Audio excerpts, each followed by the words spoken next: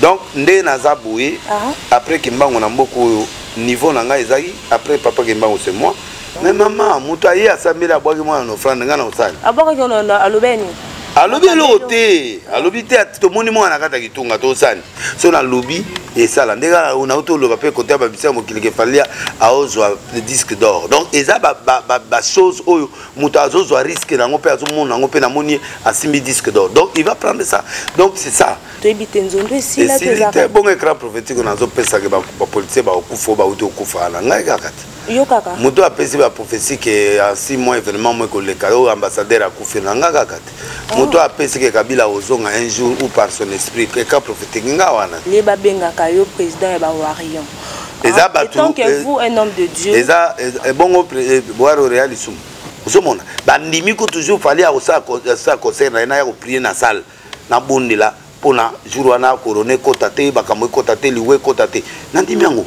Où est le problème? Moussa n'a rien. Na osambela pona batama be na témoin 5 minutes na bimi na nga ba on va continuer concert pour nga kota concerter. Oui, c'est le seul prophète qui a vu Covid à la RTNC, c'est moi. Na ke na RTNC ba 4 émissions. Et puis baselni baza bandimi ba waro balinginga. Mais warrior veut dire combattant. Combattant il y a eu de peste au combattant ya. Ataza combattant et DPS alinginga zaga warrior. Est-ce que vous avez des gens qui ont des solo qui ont qui braza pour nos côtés qui ndako nganga ozaki molo elongia na balaizinga photo elongia nganga wa mwana mukebo bango balobi na bon nalobi mama na ozana kombe de nganga edingwe nganga yemo azongisi pa parce que dingo pesa au mouchoir omoni bébé butu ayaki wana Joseph de Niance aye ko senga loboko po azokende studio. Si l'Éternel ne bâtit, c'est lui qui bâtit enfin. Moi, je ne suis pas tous ces pasteurs-là hypocrites. Moi, je fais ma mission. J'accepte tout le monde.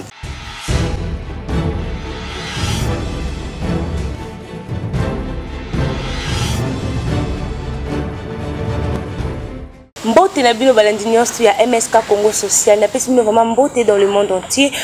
C'est toujours moi votre humble servante Françoise Kalengela na plateau. J'ai vraiment un grand plaisir pour moi de présenter émission Oyo Chrétien face au monde. Et ça vraiment émission moko oyo permettre kana biso na bino to ba nini oyo sengi na mo Kristo asala na parcours na mokili. Sur ce na mokolo lelo na zanga monter na plateau comme d'habitude. Na yamba ki bongo prophète de la nation. Bino nyos to boyebi. Na yebi ka ba msupe ba yebi ete mais lelo to solo la dai boye ba il sous malam mingi koleka azali bongo prophète de la nation Denis Lessé bo découvrir en pleine émission. Bonjour pasteur Denis Lessé. Bonjour prophète de la nation. Bonjour maman. Mes condoléances prophète. Merci. Denis matangileka ki betela na balandi. Bon matangileki très bien. En résumé, mon frère a été honoré. Au fait, objectif na biso akufa na poto. Oui. Hôpital episo 10 jours to bimse bembe. Tout ça est prévu dans l'hôtel. Alors, moi j'ai dit à mes frères que nous avons un nom. On ne peut pas plairer notre frère par un groupe de gens qu'on a le col à confirmer. Tout bimse aya ou tout les laïcs. Tout le monde calculer budget bagangi. Le non, mais on a des noms, hein. On a l'adresse, non? Bichot tu retient 20 000 ou 25 000 $. Le reste est 30 000 années au Bimakaka. Sur le budget 65 000. Tout sali, tout sommet les cercueils à bien, tout. Nous n'avons pas à sali. Tout le monde va répondre favorable. Tout sommet les cercueils à bien, tout est comme on a eu, pour tout immortaliser. C'est une autre option. Mais tout ça, tout le monde ici est tiawa. Tout le monde ici est aïe, tout les liés, tout y est tina morgue, en 59, tout tiki, tout y est na tongo. Tout ce qui est conservatif la social, merci Kassongo, mon ami, Kassongo camarade nanga, j'ai un Kassongo na, masananga. Je vais tout sommer les bokeh les bosso et puis la cousine nanga oyo, azarana ma bokeh na bon marché on a payé comme en ville. L'or, c'est flore. Donc aussi si on a Tiebiso ba document nyonso, gouverneur pe asungi biso en finance comme aussi en Inde, pour y présent assemblée pe aider biso, conseil moya chef d'état conseil spécial en matière de changement de mentalité. Pasteur Tozaraïnaye en réunion pour l'homme. Alors, tout ça, qui est lié avec bonheur, à Kunami avec bonheur, à Kena Liboulou paye bien. Donc, moi, je suis très fier de mon frère Et là où il est, ceux qui ont mon oui, j'ai des petits frères et j'ai des petites sœurs et j'ai vraiment des hommes à côté de moi. Banana et Pébaye, 3. Nissa, au moment où on a une mission passe de mailles, donc on a des Nessami Balé, il y a moi aussi. Donc, tous les lits, papa, très bien. Et puis, l'église est remplie, donc Bazongi, et puis Bissos, aussi quand même, faveur. Et après, maintenant, Dieu nous a visités. Prophète de la nation, Batobe Bazolanda Biso, Baza, Foma la Bosenga, Yakoye, parcours prophétique Nayo. Il y a de ces gens au Balanda Kayo, souvent dans les réseaux sociaux, je ne sais pas, il faut aller à les réseaux sociaux, ça la wana te. Ba commentaire. Na auto muta finga nenga na réseaux sociaux. Na landa rabino ko douter. Donc les banga na auto ma finga yo kamate. Prophète de la nation landa rabino te menga na landa ki ba commentaire wana bangi ba bien parcours na yo. Bangi ba deni les sabimeli wapi, auti wapi, atambola nzela nini tindenge ni lelo ko sala ba full. Na ba buzz na internet. Na botami spirituellement en 1980. Oui. Na comité urbain à Gombe. Et pas faire autant, bah te béler, bah ébiété parce que c'est. Les naissances, toi, robot, spirituel. Spirituel. Bon, on a besoin de mes parents. Ah, ils ont des Nazoya. Mais autant on a zana. Place ngana kiwana déjà ça père. Erwana tout ça ma première père spirituel. Erwana ba 4 lois spirituelles. Erwana les ma formation. OK. Donc comme on a eu à sa père spirituel là, mais na bon monter mon église na il s'appelle Frère Oton. Père, attends, Nazoya, maman, tout n'a pas recours, tu vois, comment où est la monde. Nazoya, la gâte, ça, ils ont bu sauter ça. Donc, là, on a le bien. Na bon ni motema, parcours c'est ça. Na bon motema wapi. Na bon motema et pas il y a comité urbain, les églises. To ben un groupe de prière, une des plus grands groupes parce que banganda babima va faire 1000 ba toi na nyos ba chalele si ba tutuana. Donc to bima wana. Alors, na bandi pe côté va former ngesili na bandi côté. Mais muto memanga c'est Charles Lessi yananga. Nana deux batu oyo ba contribuer spirituellement et pas nanga. OK. C'est Charles Lessi qui m'a mené à la conversion. Personnam et il y a oncle langa Azawa, auto ya Azawa kina. Boton via Azana Nyuki. Donc c'est lui qui m'a formé comme étant prophète. C'est lui na maboko na zu dans la prophétie. Il m'a formé na Zamba pendant une année, to la na Zamba, to la Murakuna, to a formé. Voilà comme un sacrifice, hein? Oui, à l'Axinga, qu'est-ce que la Bible, du Genèse à l'Apocalypse, a pu misser la bibliothèque Mumba, Mamou les zones que la biso, la Genèse la biso, a privé ngana nyoso, a tikingana zala en sainteté devant Dieu. À l'Axinga, t'es nazu don, t'es nazu ministère, à l'Axinga ministère nanga, a formé nga, qu'est-ce que le ministère prophétique mas. Tout ça, c'est Botonvia. Et Charles Lessi qui ont fabriqué des Lessi comme je suis là de la main de Dieu. Mais convection, ils ont 80 ans. Donc, dans un père spirituel, il a battu Billy. Dans un ancien, il va passer Billy aux Donc, en fait, c'est ça. C'est ça le père spirituel, mentor, Nangana Batou, c'est la bonne la montée. Mais l'église, ils ont servi actuellement. C'est Archilinoé. OK. Ça, c'est ma vision à moi. Na wudi na sur le pas, père Charles Lessi. Oui. Na su vision na ebisi na bimi. Abondeli ponanga na bimi. On les a qui appellent en Nzambe to au se révolter qui kandé les. Na se révolter ndeni nga na se na zu appelle déjà. Naza déjà prophète. Na une église né déjà naza prophète. Na aidé na tongi sur le pas. Na tongi la man caché ya mama Rose. Na zongi na sali arche de Noé. Arche de Noé jusqu'aujourd'hui. Ba arche n'est sur le monde entier. Et Dieu m'a élevé encore en tant qu'évêque président des églises de réveil réformées au Congo. Donc, Naza évêque, je gère plus de 7800 pasteurs du Congo. J'ai plus de 7000 églises du Congo. Plus associations, ONG, ils ont la Katuana, na plateforme Soussou, ils ont la Katu. Donc, je gère plus de 10 000 pasteurs au Congo Mobimba. Et je gère toutes leurs églises dans la prérogative où l'État Pessinga en nommant un évêque président. Prophète de la nation, vraiment moi mingi, vous êtes marié, père de combien d'enfants? Moi, Jonathan, Joas, Siméon, 3. Na mon adopteur. Donc ça il a 3. Oui. Père de la famille, 3 enfants. Oui. Combien de filles et combien de garçons? Dans la fille mon adopté, Azawa, une offrande. Une offrande et puis blessing, donc une offrande. Mais maman, Moutaï a samé la boire une offrande. Alobé l'ôté, alobité à tout monument à la cata qui tourne à Tosan. Ah, prophète. Mais maman, ma femme elle est là, tout le monde est là, pose la question. Ok, prophète, ok, donc, Badié Batiki, tu peux se communiquer dans la télé partout, mon temps à qui mina est-il là. Alors, Mokolo, moi, on a un bala, Mokola Ouya, na osé là, on me met en justice, pour moi, on a passé à que de partout, bala, on va au Kende, il est ma fille. Et puis, on a blessing. Donc voilà, donc ce sont mes enfants. Et puis naza na bana msu nazo bukola na ndako bazape bana nga bana ba leki bana banani. Prophète de la nation bato belé ba yebi o kozalaki muto ba nzondo wana yebi ke moi terme wana nzondo eloba maka mingi tia kopo likola mai nazo bondela kaka siko fandisa papa benga mama onction ezo kita kaka siko donc biloko wana après avoir voilà bonzambe wana après avoir causé na problème politique na régime passé une fois que tant oyo zonga na régime oyo biloko wana esila to yebi te nzondo esila te za bon écran prophétique nazo pesa ke ba politique ba okufa ba uto okufa na ngai kaka Muto a pesé la prophétie que en 6 mois événement moi que le cadeau ambassadeur a couvert nanga kakati. Muto a pesé que Kabila ozonga un jour ou par son esprit que cas prophétique nga wana. Muto a pesé na créé, je donne des prophéties vraies. Muto a pesé la prophétie et belé il y a tant de perturbations dans neto le katiko biloko tout les le kanasiko. C'est moi qui ai dit ça à la télé. Donc na zako le kakutu na ba erwana. Erwana za prophète na pierre prophétie mais l'héros na comme un écran prophétique, c'est-à-dire la dernière dimension il y a prophétie.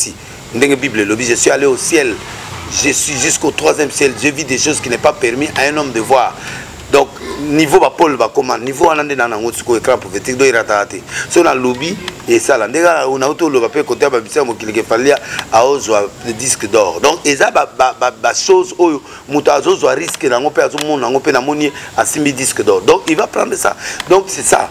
Et nazo lo babilo que la nation na sakoli babilo ka minene. Et moi makamba Covid mon honte.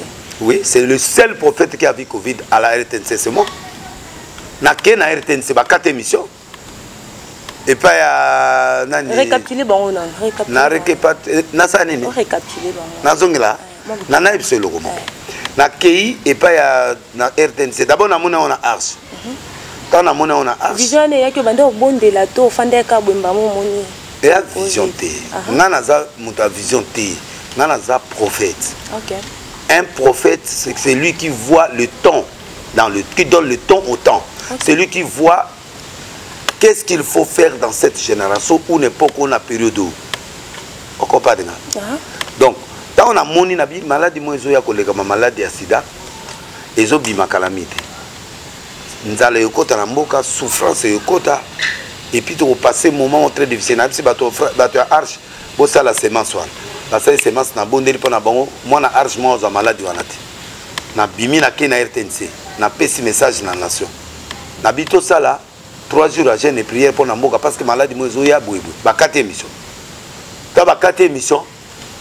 PDG a passé a besoin de ces émissions. Vous comprenez là? Oui. Donc voilà. C'est quoi ba 4 émissions pour? Mais non le ba mama somot. Ah bon? You know le maladie moi zoya et bon mama te belé na monte.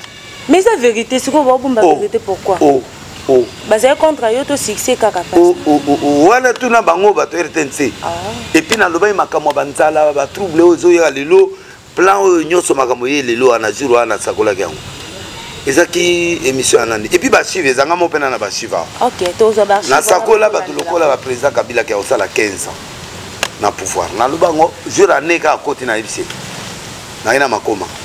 Ouais, musicien. Donc, na lobby ma minene na sakola ba liwa ya musée, na sakola ba biloko na Brazza, na ba monde entier na États-Unis, na sakola ba grandeur ba président na pesa na ba chemin. Donc, ndé na zaboué après kimbango na mboko niveau na nga ezaki après papa kimbango c'est moi. Na yeko ndima dodé na ndimi konde. Donc, na Trump wana eza difficile. Trump nga na komi.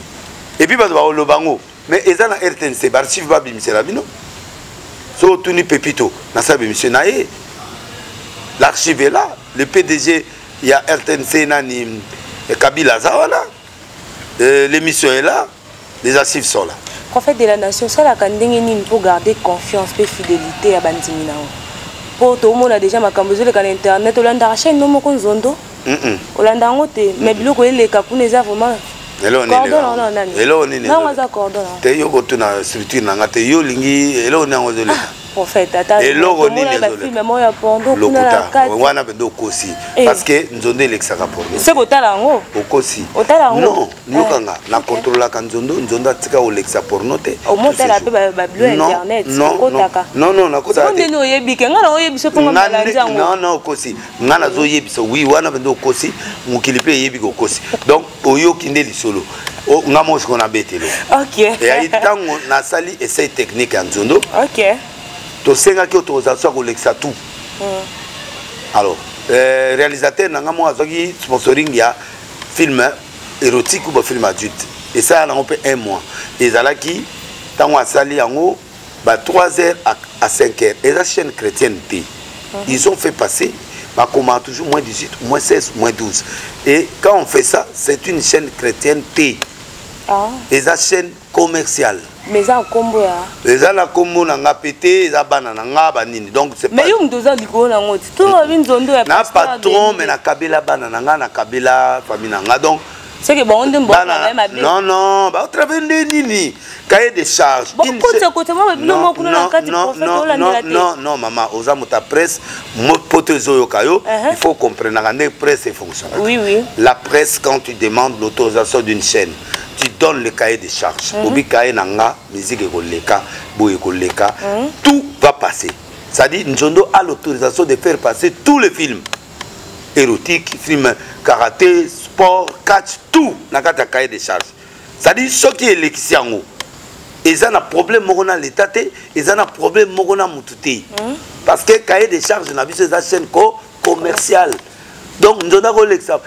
Et là comme moi de l'île ils ont ça là qui va l'exemple au comment parce que même chez nango son à l'action circuit la chaîne nanga ba patron ils a ba petit wana ba Joas ba Simeo za chaîne na bango ngaso na sominda kona tia comme bana nanga donc ils a ngati eh bien ko ya bana nanga nous avons biloko nanga nyonso même ba mituka nanga nyonso mona banda kuna nanga nyonso na somba et ezalaka na komba bana. C'est-à-dire que ça peut le aux églises non l'église c'est une autre chose. L'église c'est l'homme. L'église c'est un Nzambe. Donc à ce moment-là il y a une autre orientation mais ba bien nanga na boyi mukolonge juste na kuvi ba nanga ba zo problème parce que bazala ngo biloko na bango c'est que délai se fait c'est pour mes enfants. Point. Voilà, tous on a sujet l'épisode que ça ndenge ni pour garder confiance et fidélité. La sincérité. La sincérité. Je suis franc avec mon public. Je suis franc avec ma fidèle langa. Atana likambozo ya na yebsa déjà bango prophétie ou na yebsa ngo j'ai fait ça so bo moni boy j'ai fait ça avant bandawa mundi bina mo ya en face langa donc avant bandawa na ndima na yebsa bango voici ce que je vais faire donc l'arche de Noé a yebi que logo papa na biso sala objectif nango yango pe bazo bondela bon ce qui n'a surprendre de bango ça c'est autrement mais baza toujours préparé d'avance et puis on prie ensemble et puis on me dit go. Prophète de la nation, maintenant pourquoi aux autres que dans les réseaux sociaux circulent babenga kayo président et bawarion. Tant que vous un homme de Dieu. Eza bon boire au réal isum. Au moins sonner les. Non, sonner ma bête parce que baza bandimi. Lelo baloué nga salle en France, là noté en France. Donc basal ni baza bandimi, bawaro balinginga. Mais warrior veut dire combattant. Combattant, il y a eu de peste au combattant. Ataza combattant et DPS à Linginga Azaga Warrior. Aza combattant du Christ Aza Warrior.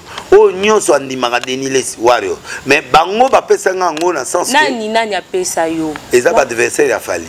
Po baza batu o baza mama tika na loba.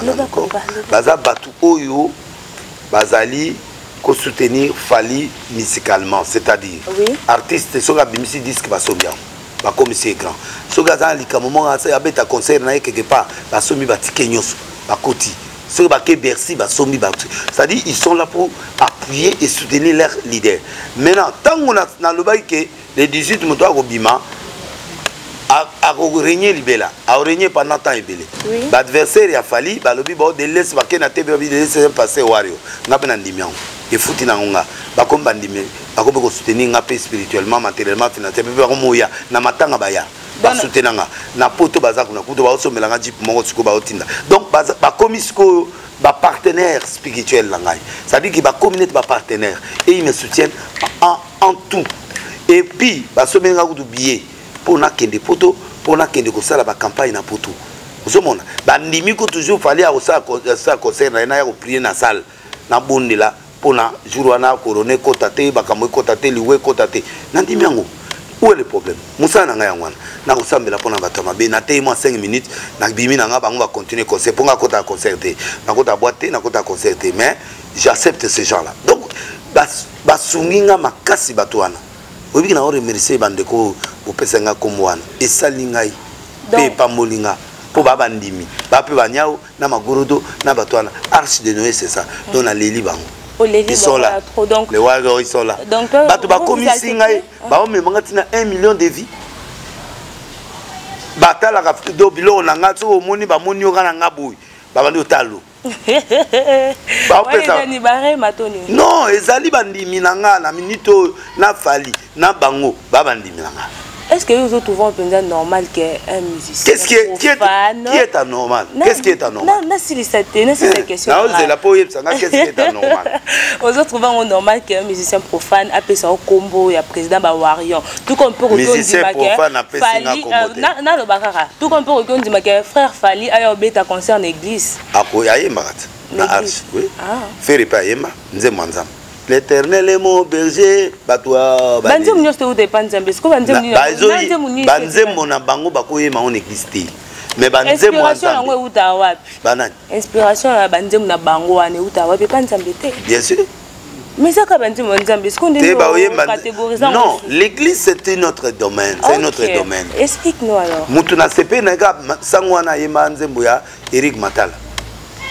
Mandala. Oya nani ayemaki yango na église mais bisoza est réveillé na réveil je peux pas mettre une chanson profane à l'église pour honorer pour ne pas honorer mais ce n'est pas un péché pour moi mais il ne peut pas parce que on est sacré et ça saint on adore Dieu si lui vient en tant que fidèle son travail c'est de chanter là-bas mais là il devient donc au coup de l'église où il est diacre mais azokende concert naï mais quand il vient à l'église il est diacre. Moi, je suis Arche de Noé. Je consomme Bagnao, Magorodo. Mais la Bible dit ne faut pas la Bible me dit ça. Non, non. Moi, je sers Jésus. Je ne suis pas 2 mètres. Ok. Je sers Jésus. Bango si kon dingo te bango monte ke bolanda 2 mètres à la fois. Ba on a 2 mètres. Non, Dieu est jaloux, n'est-ce pas? Pasteur ya kinduma pe baza. Ba pasteur pe kasi cité ba kombo na bango ti. Oh, na cité ondenge nini nga. Kasi lo ba ono samba nanga. To samba te me faut yo que de justice tant on a aucune na justice au pianga mbongo na yo to émission na bino boyo cotiser lenga non moi je ne peux pas citer le nom de nom pour détruire quelqu'un non mais les erreurs que les Fali font tant mususu ba passer ba sala le kango il y a des passeurs sérieux il y a du bien et du mal quelque part oui il y a du bien et du mal quelque part partout où il y a du bien et du mal donc ndenge neti boy omoni bébé butu ayaki wana Joseph Denians aye ko senga loboko po azokende studio si l'Éternel ne bâtit c'est lui qui bâtit enfin moi je ne suis pas tous ces pasteurs là hypocrites moi je fais ma mission j'accepte tout le monde j'ai dit à l'obi malade mutaluka docteur et puis docteur a soigné ba malade mutu aza maladité le docteur n'a pas besoin de lui. Ceux qui ont déjà cru en Jésus, ils n'ont plus besoin de Jésus. Mais moi, je suis là pour aller chercher les malades. Et les malades, c'est Fali. Les malades, c'est Ouera. Les malades, c'est Ferré. Les malades, c'est un fumeur de chambre. Le jour où on a pu communiquer dans la télé, on a besoin de finir de chambre dimanche. Il y a plein, plus de 1000. Parce que les gens qui ont discours, tous nous remercions de l'aide pour Andi Mahalikaya, parce qu'il y a moins de 1000 titres. Prophète. Yokanga na sisa. Andi milititi. Andi milititi mais c'est ma façon de gagner. Les gens ont passé à Chile Pana, à Paris, avec documents à l'appui à Kepe Potozama PC, mais à Outen un groupe. J'ai plus de 10 pasteurs, bah Outi jour où on a gagné plus de 100 personnes. Moi je suis un chercheur de Dieu. Moi je suis un gagneur d'âme de Dieu. Toutes les méthodologies que je dois faire pour gagner ces gens, je les gagne. Tous pour la gloire de Dieu. Donc, si quelqu'un trouve que je le gêne, qui ne me regarde pas, na kama émission ngo yanga batala ngo kaka. O aza mopaka me kotala ngata. Changer chaîne. Ndeke muko na loba. Changer chaîne. Pourquoi vous me regardez?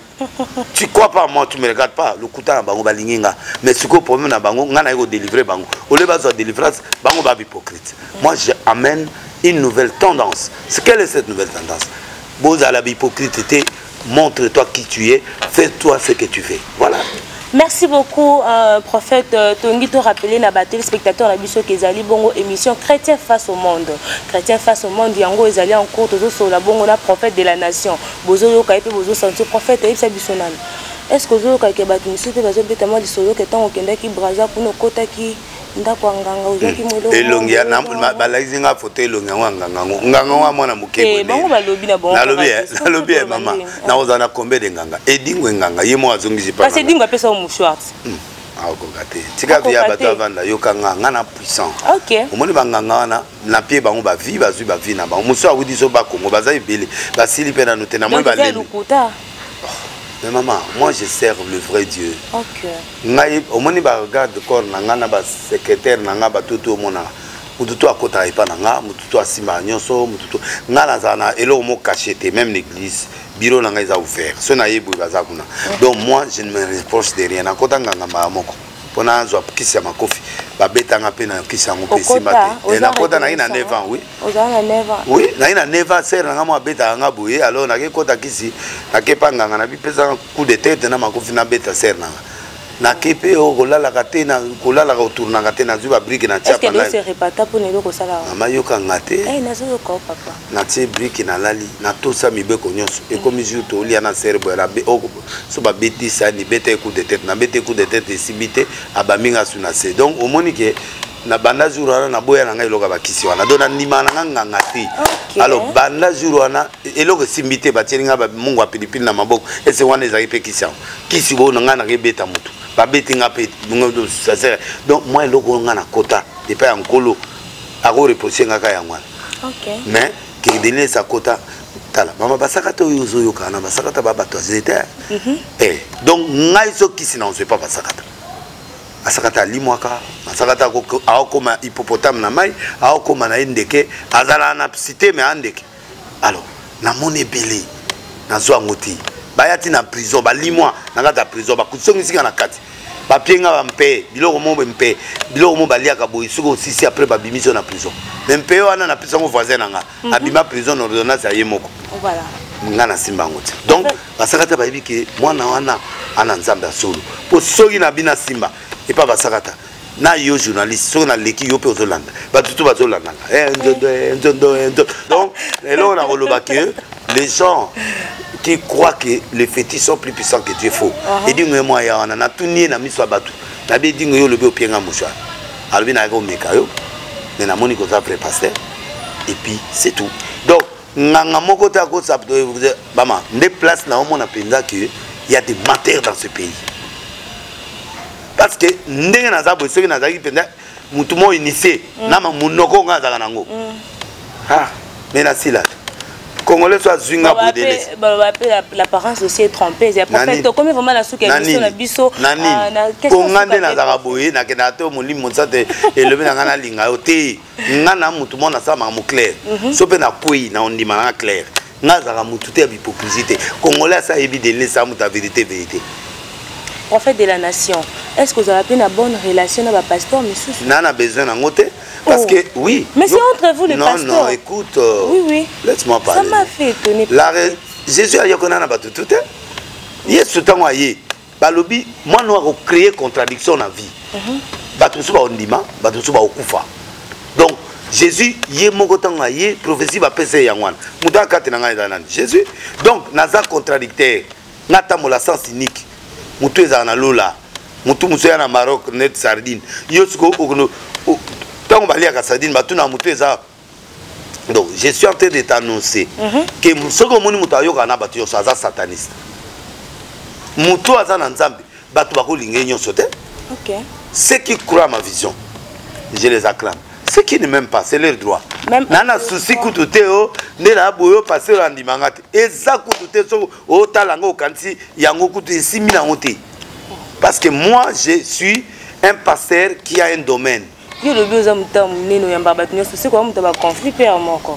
Bon, na éviter notion ozo comprendre ceux qui na loba on dirait ozo comprendre donc il faut ça l'effort pour ça l'effort ba de comprendre nga hein mama ko ça la sensation te yoga mama na loba na loba boui na vie oko yoga na mutu yo sauter pour mutu yo za bien mais alingi oti oko forcer te na vie pe oko batutu ba ondi moti fonctionner na bato bazondi mama pour réussir na mukilo faut fonctionner na bato bazondi mama ba oyo bazondi moté tia bango na temps que lobby ba changer d'idée mais laissez-le le temps de te critiquer bazo finga ngame yoye do ba finga faut passer mais yo anoza donc c'est pour dire que na content na yoye na content na ba bazoya mais bato ngana content na bango te ba content na ngate un jour va changer. Voilà, c'est déjà la fin de cette émission Prophète de la Nation. Tous avons vraiment besoin d'un mot et séparation parce que ce n'est pas la première fois. Na promettre que tu causes un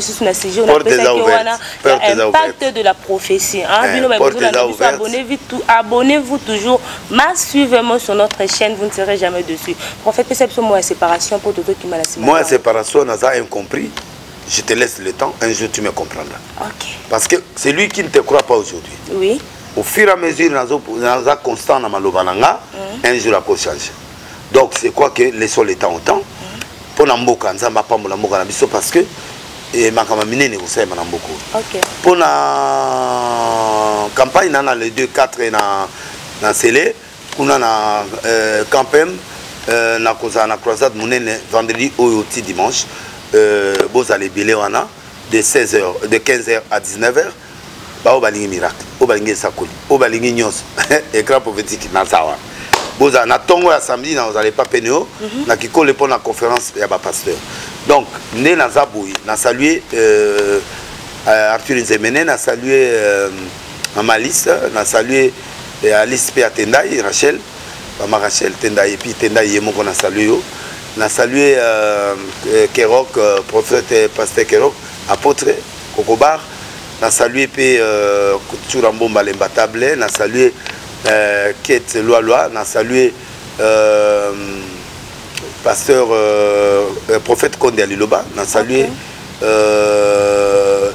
Bélézi, Olivier Bélézi. On a salué Emenge, donc Fortune. On a salué Gauthier Mascotte de Golanga à Bière Nanga na Tunzemene na salué nani Kasarema prophète Blaise Manzambi na Paul Mwanga na salué yo et puis na salué maître Kif le Bogomabe et sika ozali wana na Bruxelles na Chabert na moni ndeko nanga libanga na yangwana ozwango pe na esengo na salué bato so batalinga na salué pe bato balinga ngate me otalanga na leli. Na salué Anna Inyongo, Eskazali, na salué Bakombo o ezate kotomokate parce que ezanango masulu et qui m'a rappelé et yaka ezate que na inyote Zola, na salué yo et puis na salué moko très important oyo à Bonga. Donc je crois que Nazana martyr le 28 ceux qui est martyr ba boyilinga ngo na buka stade mona opponent entre vélodrome na masina et buka na comme ça na tina facture et pas facture béton à fouta. Merci beaucoup, prophète de la nation. Nandengo accordé biso émission Oyo. Je dis aussi un grand merci Nabino Babone Nabiso. Napesi surtout merci mingi na notre boss le number 1 Frank Masaka. Napesi merci mingi. Je dis aussi un grand merci na régisseur nanga pour dire que notre monteur caméraman yondo sali biso boye to kutana to solana bandeko bazali libanda ya mboka. Napesi surtout merci mingi na la benga comme mingi papa papa la personne merci mingi la bonne na lo bakombo parce que il a créé ba polémique pour rien. Quant à moi la présentation c'est Françoise Kalengela prophète pardon c'est Françoise Kalengela la présentation. Je vous dis merci et bonne suite de programme.